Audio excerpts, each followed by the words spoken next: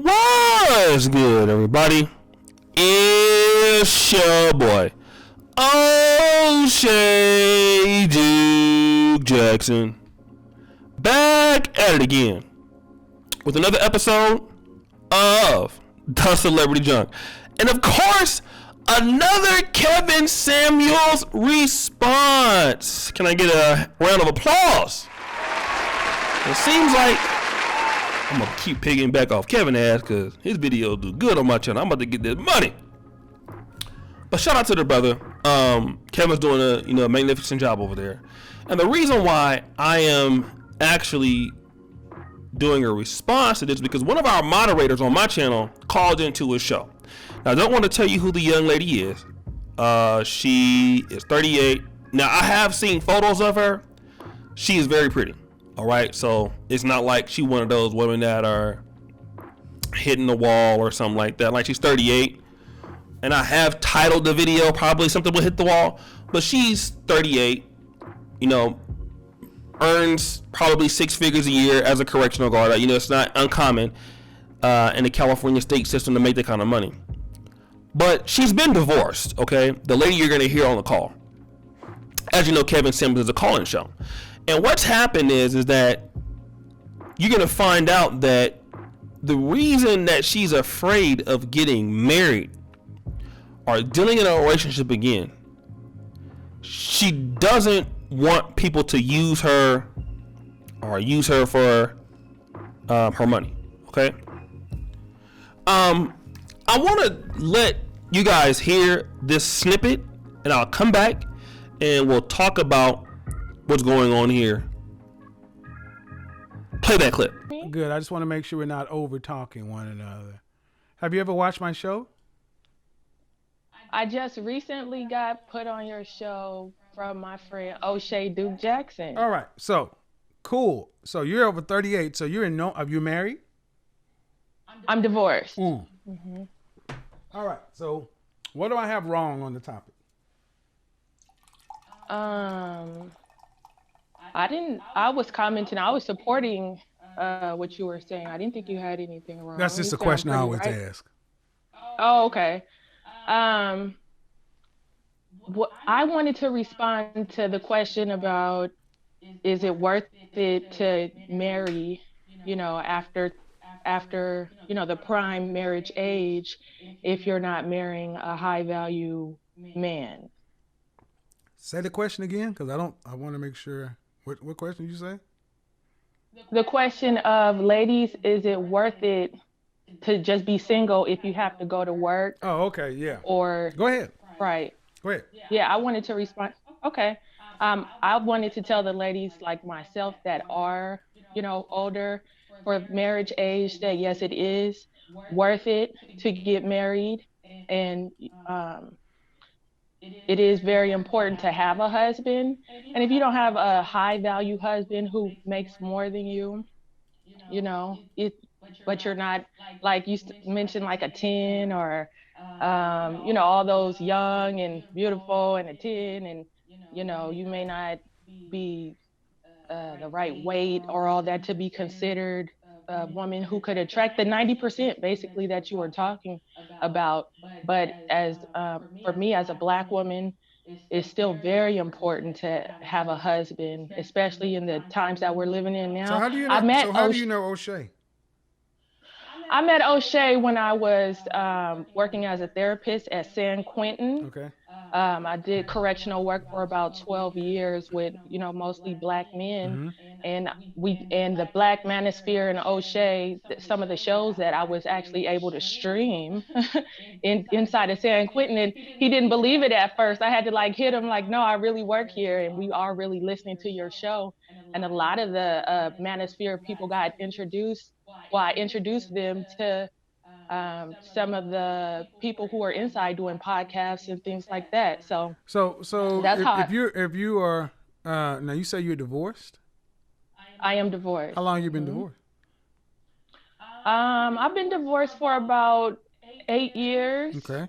It's been about 8 years. Children? So no children. Okay. Mm-hmm. And are you plan on remarrying? Yeah, I do. I plan on getting married again. Any prospects? Yeah, I do. I have a few prospects. Nobody who's like what you would consider a high value It's not man, only but high value men. I'm just trying to, oh because you yeah, came on and said that, hey, ladies, marriage is important, right. and if you've been divorced for 8 years, okay, Mhm. um, Mhm. no kids, so it would Right. seem as though there would be a lot easier to get married, especially since there are no kids to be involved. Mhm. Right. I think where I went wrong was, and that's where I find a lot of value from your perspective on that and some other things, is getting into like a long term relationship. Sometimes when you're married and divorced, you get married young, you have all the hopes and dreams and stuff, and it doesn't work, and you get divorced. You feel like, oh, the last thing I want to do is get married again. Especially you're fresh out Well, how of a long were you divorce. guys So married? I was married for 7 years. So 15. You got married at 22. I got married at 24, 23 or 24. Mm-hmm. I got married all October, August So you were 29, married for 7 29, years. Did your husband have any children? right? No, he didn't have any children. So No. okay, well I won't go. That's personal. Um, so if you guys, why'd you guys split? I it wasn't a good marriage from the beginning. I was really young. At that time, I didn't have that good training that you're, some of those good things. A lot of us, we only I get learn it, what our but mothers why'd are you able split to though? But teach why'd you us. split? It was infidelity issue. How many times did you cheat? No, I was faithful in the marriage. I mean, cheating goes both ways, and today women are Right, cheating actually right. more than men. So Right. No, I was faithful in the marriage. So cool. I went to therapy and everything after that to try to process and work through some of those emotions, which I think is really important for women who may have came out of you know, a negative experience, Well, and men who may have came I out will of say this: you work in a prison, COVID-19 took me out, but so I'm that's where working you from have home been right now. working. Yeah, that's what I've been doing for 12 All right, years. I will tell Right. you that dude. Yeah. So my I've done it. dynamic Hold with on, hold men on, hold on. Don't talk to me. I've done a show talking about some of the women that men tend to that institutional kind of thing, police, firefight, military tends to run away a lot of guys. That's why I asked if you had any hmm prospects. Okay, so hmm you speak hmm positively of marriage. You sound like you've gone through therapy. What's the holdup? Um, I think probably some of the fears that I have are being in a relationship that, I mean, understanding that, I may make more money than, someone I date. I think for me with my past, it's just kind of more of a fear of like being used, or What do you being mean? taken Okay, advantage okay. of. Okay. Hold up, hold up. That's my holdup. All right, you're what do you do again? I'm a certified therapeutic rec specialist. All right, so I got to ask you, man. At 30, what? Okay. 8? 38, 38. I'll be Why do so 39 many of you November black women 1st. be afraid of somebody using your money? Money is a tool to get stuff. So what if somebody uses your money? What you gonna do with it? Right. No, I mean, I don't have a lot of money. Well, So okay, it's, but I'm not, what you said is you're right. afraid. It sounds like you said you're afraid of being somebody using your money. Of being used. Yeah, not necessarily just like my money, because I'm what you would call someone like, I guess, essential, who goes out and works and get out the mud and hustle and do I all get all that. that, But man. it's more But like my what's the time. It's more okay? like my time. But hold on. You were married for 7 years. You're divorced for infidelity. You've been single for 8 years. No, I haven't been You've been single. I was unmarried for in eight a years. That's single. I'm married. That's single. Okay. That's single in this country. Unmarried is single.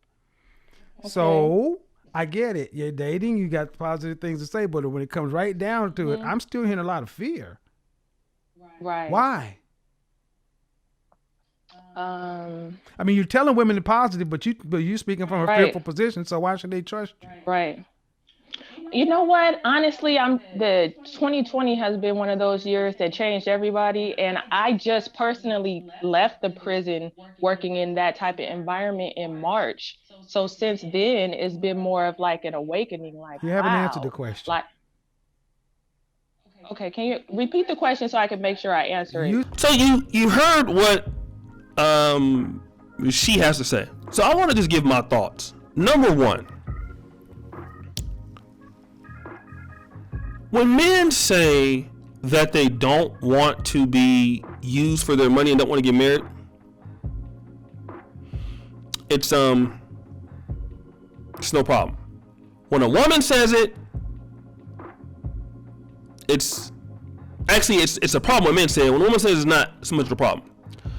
What this tells me is this: if a woman is concerned about being used for her money or for her being gullible, don't get me wrong, you can have, attractive women that are gullible and nice. But what that tells me is this woman is used to attracting lowlifes. All right? Now, pretty women do this also. And she is attractive. Like I said, I've seen photos of this lady before. I know that she's not, hit. She's nice looking. She's a moderator of ours. But the thing about it is this: a lot of females, even if they are appealing to high value men, they may find more value in needy men. And I'm gonna tell you why that happens. A lot of women are intimidated by men who don't need them. All right, and this is probably going to be the title of this podcast.